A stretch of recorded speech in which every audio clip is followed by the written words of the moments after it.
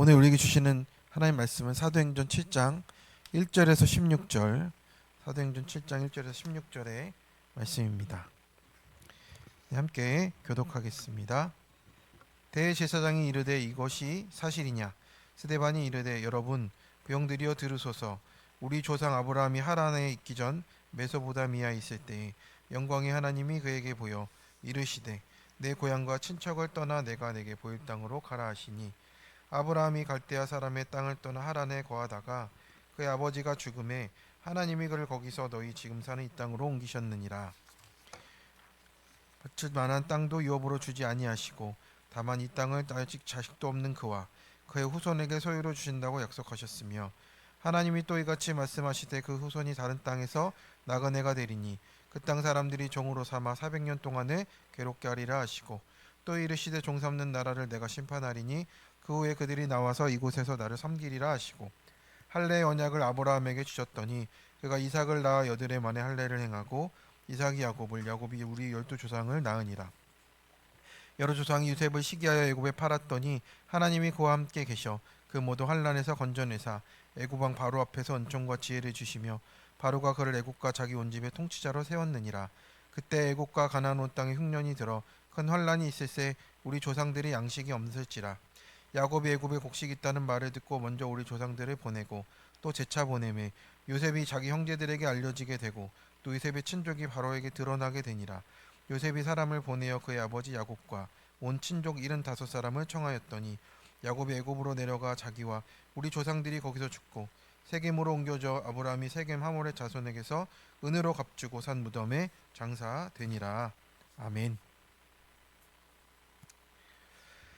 네, 오늘 사도행전 7장의 말씀으로 이 땅으로 옮기셨느니라 말씀을 나누겠습니다. 네, 부르신 교회 성도 여러분, 스데반 집사가 이제 변론을 하는 내용이 이제 쭉 나오고 있습니다. 이게 스데반의 설교라고도 하고요. 신학적으로도 위대한 설교 중에 하나입니다. 왜냐하면 예수님을 길러놓고 구속사적으로 요점 정리를 그 당시에 그렇게 깊게 할 수 있었다는 것이 너무 놀랍습니다. 신약 성경이 있는 것도 아니고 구약을 보고 예수 그리스도가 어떻게 우리에게 오셨는지를 쭉 깨어서 구속사로 말을 하고 있습니다. 우리가 사실은 창세기부터 계시록까지 어떤 본문도 사실 예수님 이야기를 하는 거잖아요. 근데 우리가 아무리 해도 못 알아듣는 게 있습니다. 그래서 날마다 그 이야기가 그 이야기처럼 들리는 거죠. 근데 그 이야기가 예수님의 말씀이 안 들리니까, 그러니까 내 환경이 부해지거나 또 뭐 너무 힘들어지거나 아니면 내가 가지고 있는 것이 충만하면요, 들리지 않는 거예요. 다들 매너리즘에 빠지고 또 원망에 되니까 안 들리는 사람이 되는 겁니다. 그런데 오늘 이제 그 사람들에게조차도 이제 스데반은 돌에 맞아 죽기 직전인데 두려움 없이 이스라엘의 역사를 하나님 안에서 다시 해석을 하고 있습니다. 그래서 여러분이 붙잡고 있는 이 땅과 성전보다 더 크신 하나님을 보라고, 역사를 주관하시는 하나님을 보라는 것이 스데반의 이제 중요한 설교의 내용이었습니다. 그래서 예수님을 보내셨다라는 말씀이죠. 그래서 아브라함부터 그 약속과 그 요셉의 고난과 구원까지의 오늘 내용을 보면서 이 모든 역사가 예수 그리스도 안에 있는 구속사의 복음으로 이어진다는 것을 우리가 같이 살펴봤으면 좋겠습니다. 그래서 우리의 인생이 우연히 흘러가는 것이 아니고 우리가 그 하나님의 그 구속사의 역사 안으로 우리가 들어가야 할 줄로 믿습니다. 그래서 오늘 이 말씀 앞에서 나를 말씀에 다시 비춰보고 띵크해보고자 합니다. 먼저 고향과 친척을 떠나 옮기게 하십니다. 스데반은 이렇게 말씀을 합니다. 영광의 하나님이 우리 조상 아브라함에게 보여 이르시되 내 고향과 친척을 떠나 내가 내게 보일 땅으로 가라. 아브라함이 갈대아 사람의 땅을 떠나 하란에 거하다가 그의 아버지가 죽음에 하나님이 그를 거기서 너희 지금 사는 이 땅으로 옮기셨느니라. 이렇게 말씀을 합니다. 우리가 너무 잘 알고 있는 내용이지요. 네, 아브라함으로부터 하나님의 언약이 시작되었습니다. 그래서 갈대아 우르라는 문명의 중심지에서 살고 있었습니다. 네, 문명의 중심지에 사는 사람이 아무것도 없는 이방 땅으로 나온다는 것은 거의 수어사이드죠. 자살 행위입니다. 아무것도 자기를 보호할 수 없는 곳으로 가는 거예요. 재산이 많으면 어떻겠습니까? 더 위험한 겁니다. 그렇게 위험한 상황에 아무것도 보이지 않는데 하나님은 그렇게 말씀하셨어요. 그래서 그 안정된 삶과 풍요로운 환경을 떠납니다. 여기서 히브리어로 떠나라는 끌어내다라는 뜻이에요. 그러면 이 끌어내다의 주체가 누구죠? 아브라함이 끌어낸 게 아니잖아요. 아브라함은 끌어냄을 당한 거예요. 하나님이 먼저 부르셔서 이끌어 내셨습니다. 그래서 믿음의 시작은 떠남이에요. 그래서 여기서 보일 땅은 지시하다, 드러내다라는 뜻, 지시할 땅 이런 표현으로도 원래 구약 한글에 있었는데 아직 보이지 않고요. 차지하지도 않은 그런 땅이에요. 그냥 보여주시기만 하는 땅입니다. 그렇게 믿음은요, 보이는 현실이 아니라 하나님이 이루실 것을 따라가는 겁니다. 그것이 현실이다 믿고 따라가는 거죠. 그런데 처음에 길을 떠났다가요, 머무는 자리가 있었어요. 하란이었어요. 아브라함이 더 움직이지 못하는 이유가 있었습니다. 왜 그랬죠? 아버지였어요. 불효를 하라고 제가 하는 것이 아니고 끝까지 붙들리는 한 가지 이유가 아버지였어요. 우리의 발이 붙들립니다. 그 아버지가 죽기까지 아브라함도 발이 붙들렸어요. 성도 여러분, 지금 내가 떠나지 못하는 자리는 뭡니까? 내가 지고 있는 안정, 고향, 가족, 내 방식, 이것을 떠나야 하나님의 약속의 땅으로 가요. 편안한 습관, 익숙한 관계와 방법, 나를 키워준 그 아버지가 죽음에가 돼야 돼요. 그 아버지와 이별해야지 하나님 땅에 가는 겁니다.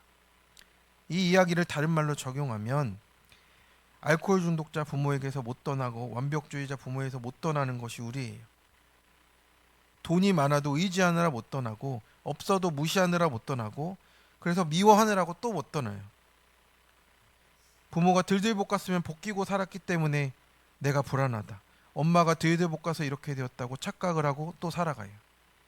내가 사회적으로 뭔가 되었다 생각하면 결국에 엄마가 옳은 것 아니었나 엄마를 미워하면서 그대로 똑같이 합니다.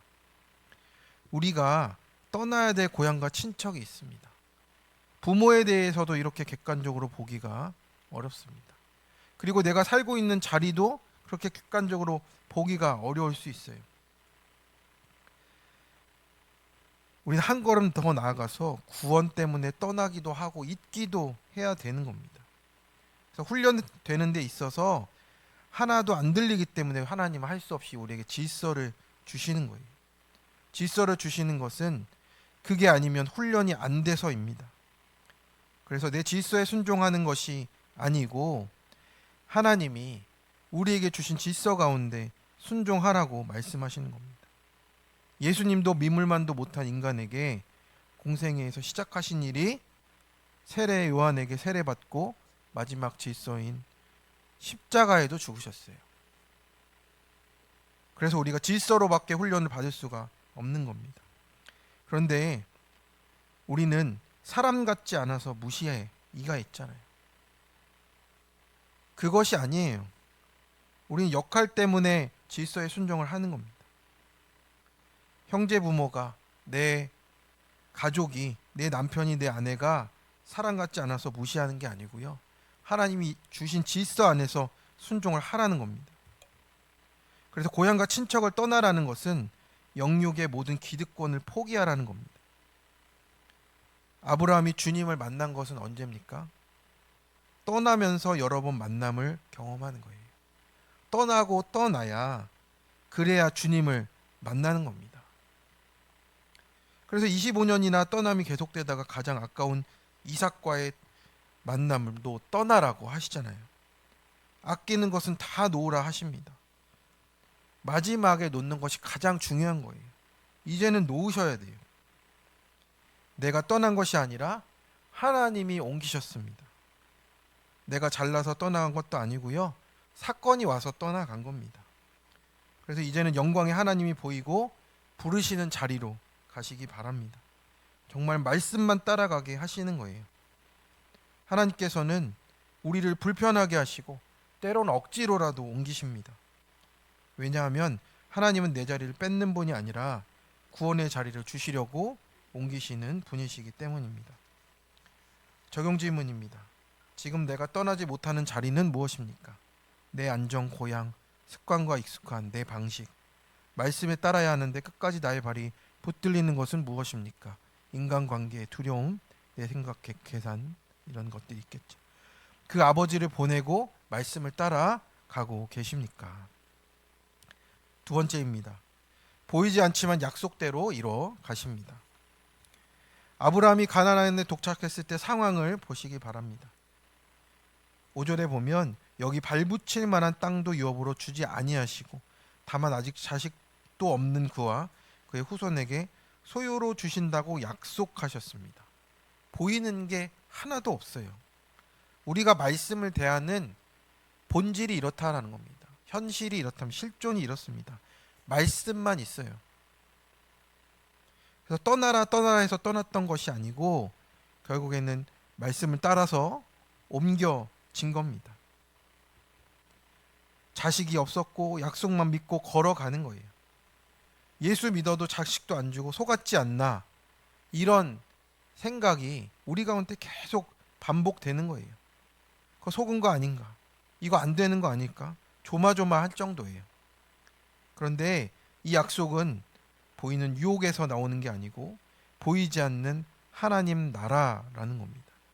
이 땅에서 종노릇 하고 자손들도 애굽에서 종살이에서 떠나야 약속의 자손이 된다라는 겁니다. 세상에 속한 것이 아니라는 것을 말하고 있는 거예요. 이것이 구속사와 세속사의 차이입니다. 약속은 유업이 아니라 보이지 않는 하나님의 말씀, 하나님의 나라에 순종하는 그 권능입니다. 아브라함은 땅 한 평도 없고 자식도 없어요. 현실적으로 보면 떠나는 것은 정신 나간 겁니다. 그런데 하나님이 이 땅을 내 후손에게 주시겠다, 주겠다. 헬라어로 이 약속은 확정된 말씀의 보장이란 뜻이에요. 그런데 약속이 확실하다는 것이지 지금 보이는 것은 없습니다. 사람이 보기에는 불가능해도 하나님 말씀이 이미 보장된 약속임을 믿고 한 걸음을 나가는 겁니다. 저도 그 과정이 쉽지 않았습니다. 저도 신대원을 준비하라고 할 때 한 걸음을 못 나갔습니다. 믿어지지가 않았어요. 하나님이 가라고 확정을 해줬는데도 그 한 걸음이 안 떠졌어요. 성경책을 3만 원짜리 사야 되는데 저는 3만 원밖에 없었어요. 사야 되나 말아야 되나 고민했습니다. 그리고 저희 부모님도 그렇게 믿어주지 않았어요. 네가 할 수 있겠냐, 새벽 기도 할 수 있겠냐, 못하겠더라고요. 그런데 하나님이 가라고 하니까 갔습니다. 옮겨진 거예요. 제가 간 게 아니에요. 마지막에 남는 믿음이 그거 하나였습니다. 하나님이 하면 되는 거고 못 믿으면 못하겠네, 그거 하나만 남더라고요. 그런데 하나님이 그 길을 걸어가라고 등을 떠미시는 겁니다. 우리도 그렇게 떠밀려 가야 돼요. 6절에 보면 하나님이 또 이같이 말씀하시되 그 후손이 다른 땅에서 나그네가 되리니 그 땅 사람들이 종으로 삼아 400년 동안에 괴롭게 하리라 하시고, 나그네됨, 종살이, 고난, 이것이 하나님 약속을 이루는 방식이랍니다. 이게 믿고 싶은 약속입니까? 믿고 싶은 약속이 아니에요. 그리고 그 증표로 할례를 주셨습니다. 할례의 언약을 주셨어요. 이 언약은 일방적인 은혜의 계약이에요. 하나님의 그게 더 커요. 하나님이 이루실 게 더 커요. 근데 우리와 약속을 맺으시겠대요. 하나님은 하시겠다라는 겁니다. 어떻게 보면 불평등 계약이잖아요. 근데 하나님은 그렇게 하시는 거예요. 이렇게 12조상을 주셨다는 것은 우리의 행위로는 천국 갈 수 없는데 아들들 낳을 수도 없는 이 아브라함에게 결국엔 야곱을 통해 12조상을 세우기까지 하나님은 우리가 형편없는 믿음이어도 믿기만 하면 우리를 통해 영적 자녀를 낳게 하신다, 이어가신다라는 게 구속사입니다. 성도 여러분, 혹시 지금 가진 게 아무것도 없고 약속과는 거리가 멀어 보이십니까? 그런데 기억하십시오. 내 눈에 아무것도 안 보여도 말씀대로 되어간다는 믿음 하나로 걸어가는 것이 신앙입니다. 적용 질문입니다. 눈에 보이지 않는다고 불평하고 조급하게 하나님과 공동체를 원망하지 않습니까? 오늘 내게 주시는 말씀대로 이루어짐을 바라보고 있나요? 광야를 지날 때 나그네와 종살이 속에서도 약속을 믿고 여전한 방식으로 평범하게 순종하고 있습니까? 세 번째입니다. 연약함도 구원으로 바꾸십니다. 스데반은 이어서 요셉 이야기를 꺼내요. 여러 조상이 요셉을 시기해서 애굽에 팔았더니 하나님이 그와 함께 계셔서 모든 환난에서 건져내십니다. 요셉은 형제들의 시기로 인해서 애굽의 종으로 팔려갔어요. 여기서 시기하다는 질투하다, 뜨겁게 경쟁하다예요. 인간의 본성으로 나타나는 연약함과 악함이 한 가정 안에 큰 비극을 불러온 사건이 되었죠. 우리도 우리 가운데 가까운 사이 안에, 공동체 안에 이런 일들이 일어나는 거예요. 우리 안에서의 본성으로 나타나는 일들입니다. 참으로 우리 안에서 해결할 수 없는 우리의 본성이죠. 그런데 성경은 단 한마디로 해석합니다. 하나님이 그와 함께 계셔입니다. 우리가 이것이 우리 가운데 이루어져야 하는 말씀입니다. 하나님이 이미 우리와 함께 하시고 계십니다. 하나님이 그 편에 서서 우리를 이끌어주고 계신다라는 뜻입니다. 형제들의 시기가 있습니다. 억울한 종살이가 있고 감목살이가 있어요. 그런데 한편은 무엇입니까? 하나님은 이쪽도 저쪽도 다 붙들고 계시다는 거예요. 하나님 그 과정을 통해서 형들은요, 자기 죄 때문에 고통받으면서 살아갑니다. 요셉은 또 그 애굽에 팔려가서 감옥살이로 또 노예살이로 그렇게 살아가며 훈련을 받습니다. 둘 다 훈련을 받아요. 결국 그 모든 가운데 흉년이 찾아오고 요셉은 애굽의 총리가 되고 온 가족을 살리시는 하나님의 뜻이 그때부터 나타나기 시작해요. 야곱과 그의 가족 75명은 나중에 애굽으로 내려가고 결국 그곳에서 죽고 세겜에 장사되는 또 그 일을 또 보게 됩니다. 이 말은 무엇입니까? 하나부터 열까지, 시작부터 끝까지 하나님의 약속 안에서 이루어진다라는 증거입니다. 성도 여러분, 지금 내 인생의 연약함은 무엇입니까? 내가 시기하고 질투하고 본성으로 행하는 것이 무엇이에요? 반대로 또 억울하게 당한 일은 무엇입니까? 이 모든 것을 나와 함께 하시는 하나님의 언약 안에서 해석하시기를 바랍니다. 그러기 위해서는 우리가 적용해야 하는 것이죠. 11절에서 13절의 말씀을 같이 읽겠습니다. 11절에서 13절 시작. 그때 애국과 가나안 온 땅에 흉년이 들어 큰 환란이 있을세 우리 조상들이 양식이 없는지라.